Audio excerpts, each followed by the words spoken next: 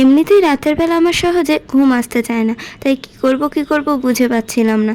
আর শুয়ে থাকতেও ভালো লাগছিল না, ফোন দেখতেও ভালো লাগছিল না, তাই বসে পড়লাম একটু আঁকিবুকি করতে।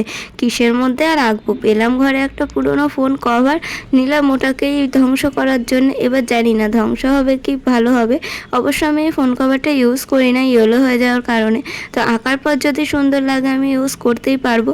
তো আমি সিনচ্যান খুব পছন্দ করি, আমার ফেভারিট কার্টুন সিনচ্যান, তো সেই কারণেই আমি সিনচ্যানই এঁকে নিলাম। আর সাথে শিরো, মানে সিনচ্যানের এই সিনটা আমি গুগলের থেকে ডাউনলোড করেছিলাম, মানে দেখলাম ছবিটা, তারপরেই ফোনের মধ্যে পেন দিয়ে এঁকে নিয়েছি, তারপর কালো বর্ডার করে নিচ্ছি। এবার তোমরা হয়তো ভাবছো যে কেন কালো বর্ডারটা আগে করছে, কালো বর্ডার তো আঁকার পরে করতে হয়, কিন্তু আমি এটা কিন্তু কভারের ভিতর দিকে আঁকছি, বাইরের দিকে নয়। বাইরের দিকে আঁকলে অবশ্যই বর্ডারগুলো লাস্টে করতাম। তোমরা দেখো এই টেকনিকে আঁকলে বাইরে যে আঁকার পর এবড়ো খেবড়ো মতো হয়ে থাকে রঙগুলো, তুলির দাগ পড়ে যায় জায়গায় জায়গায়, সেগুলো হবে না। সেই কারণেই ভাবলাম এভাবে একবার ট্রাই করে দেখি তো কেমন হয়। আর আমার একটা স্টুডেন্ট তার ফোন কভার আমাকে আঁকতে দিয়েছিল, তার স্কুলে বা কিছু কারণে লাগবে তাই ভাবলাম তারটা করে ফেলেছি, ভিডিও করা হয়নি, তা আমারটা করে দেখাই আর তারটাও একটু শেয়ার করে দেবো। যাই হোক, বর্ডার করা কমপ্লিট। এবার সিনচ্যানের ড্রেসে লাল কালার করে নিলাম। তোমাদের কার কার সিনচ্যান দেখতে খুব ভালো লাগে বা পছন্দের, অবশ্যই আমাকে কমেন্ট বক্সে কমেন্ট করে জানিও। আর এবার শিরোর গায়ে কালার করে নিচ্ছি। এখন আর আগের মতো আঁকি হাতের কাজ করা হয় না বলে আমার কাছে অনেক জিনিসপত্রই শেষ হয়ে গেছে, আর সেগুলো কেনাও হয়নি। যাই হোক, পরের দিন সাদা রঙটা কিনে এনে বাকি রঙটা কমপ্লিট করলাম।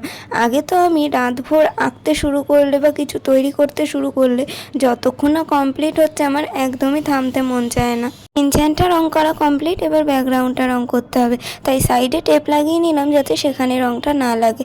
আর কভারটা অনেক পুরনো হওয়ায় হলদেটে হয়ে গেছে, আর এই কভারগুলো সহজেই হলদেটে হয়ে যায়।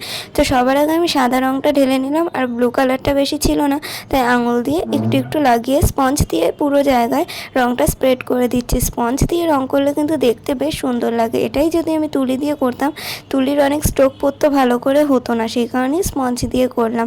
আর আমার স্টুডেন্টের কভারটা কিন্তু আগেই কমপ্লিট করা হয়ে গেছিলো, তো দুটোই তোমাদের আমি একসঙ্গে দেখিয়ে দিচ্ছি। আর অবশ্যই কমেন্ট করে জানিও কাদের কাদের সিনচ্যান খুব পছন্দ আর কোন কভারটা তোমাদের বেশি ভালো লাগলো।